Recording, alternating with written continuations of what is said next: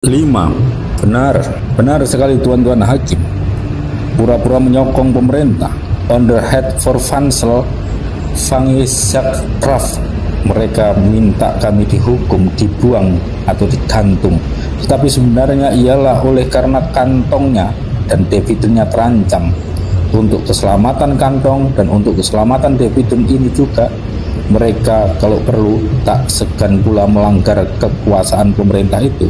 Sebagai misalnya Aide Preangerbode tak segan sebentar-sebentar melanggar kekuasaan itu, atau sebagai misalnya Neus van der Dak yang dulu pernah menghina Gubernur Jenderal De Graaf dengan penghinaan "pergilah, menyalah, Hindia butuh kepada orang-orang yang lebih keras." Kantongnya terancam, tuan-tuan hakim. Kantongnya terancam. Untuk melindungi kantong ini, maka mereka mengabui mata umum. Untuk menjaga kepentingan ini, maka mereka mengadakan pres yang tiada moral melainkan moral duit, tiada kesusilaan melainkan kesusilaan fulus. Juga negeri Belanda. Begitu Tuan Flaming, bekas kepala dinas akuntan pajak di sini, berpidato.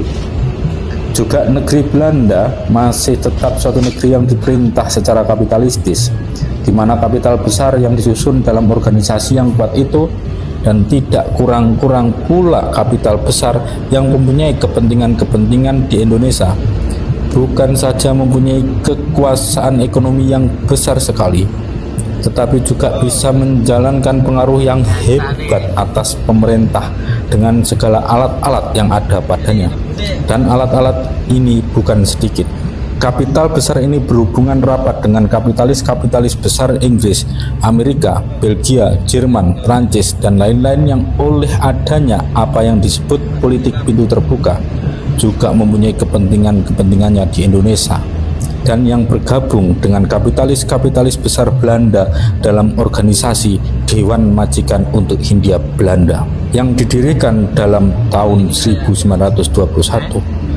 Dengan langsung atau tidak langsung, Dewan Majikan ini mempunyai pres dan dinas penerangan pres yang luas, sedang anggota-anggotanya yang berkepentingan mempunyai pula hubungan dengan dua surat kabar yang terbit di luar negeri, yakni The New York dan Le Monde Nouveau, dengan kebohongan, penipuan, perampasan makanan orang, dan di mana perlu untuk kepentingannya, dan jika bisa mencapai maksudnya, mereka bersedia berlaku lebih kejam lagi.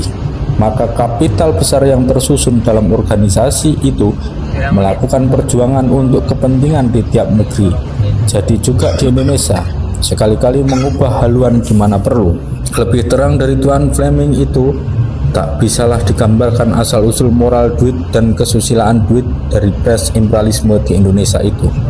Oleh karena itu, tak haruslah kita heran atau marah atas kegegeran surat-surat kabar ala Aide Preangerbode atau ala Surabaya Handelsblad itu.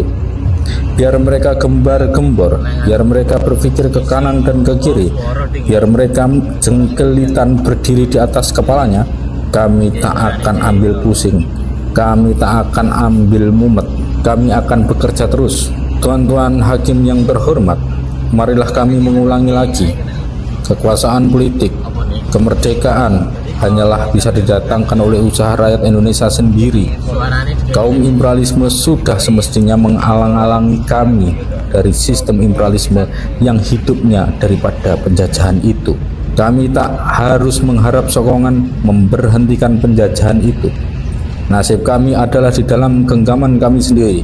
Keselamatan kami adalah di dalam kemauan kami sendiri, di dalam tekad kami sendiri, di dalam kebiasaan kami sendiri, di dalam usaha kami sendiri.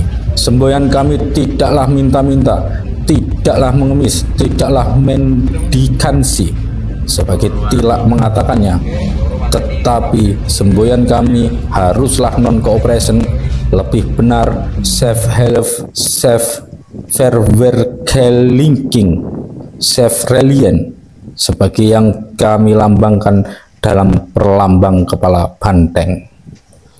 Siapa yang masih mengharap-harap pertolongan, dari sistem imperialisme. Siapa yang masih percaya akan anugerah yang nanti akan dianugerahkan olehnya, siapa yang masih menggugu akan omongan Vision Sakti, siapa yang masih mengarahkan muka ke barat, ia adalah sama sekali buta akan kenyataan yang sebenarnya, buta akan realitas.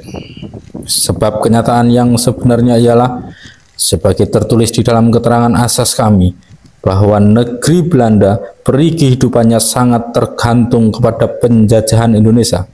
Kenyataan yang sebenarnya menyebabkan Mr. Dijkstra di dalam Indixgied 1914 menulis, penduduk di dalam 100-200 tahun ini tidak bisa mengharapkan dari imperialisme kebudayaan kita bahwa kekuasaan dan pengetahuan kita akan kita pergunakan untuk memajukan peradaban dan kesehatan mereka. Kenyataan yang sebenarnya menyebabkan Tuan Fleming berpidato, bagi kesejahteraan umum penduduk yang hampir 7,5 juta dari negeri kita yang kecil, besar sekali faedahnya bahwa saban tahun mengalir ke negeri Belanda suatu saldo ekspor yang besar jumlahnya. Artinya, suatu jumlah harga barang ekspor Hindia yang jauh lebih besar dari jumlah harga impor, berupa dividen, bunga, tantieme, gaji-gaji, pensiun, gaji perlop, dan lain-lain. Kenyataan yang sebenarnya ialah bahwa sebagai profesor, Mons menulis, kebesaran negeri Belanda sekarang ini adalah oleh karena negeri Belanda itu mempunyai negeri jajahan Indonesia yang luas dan banyak penduduk itu. Kenyataan yang sebenarnya menjadi sebab Dr. Sandberg tempo hari geger membuat buku yang istimewa bernama Indik Verloren, Rampotgeborn, Indonesia Merdeka, Belanda pun bangkrut, menjadi sebab komisi untuk mempertahankan Hindia Belanda menulis, juga dipandang dari sudut ekonomi, lepasnya Hindia akan berarti bencana nasional yang sehebat-hebatnya bagi negeri Belanda.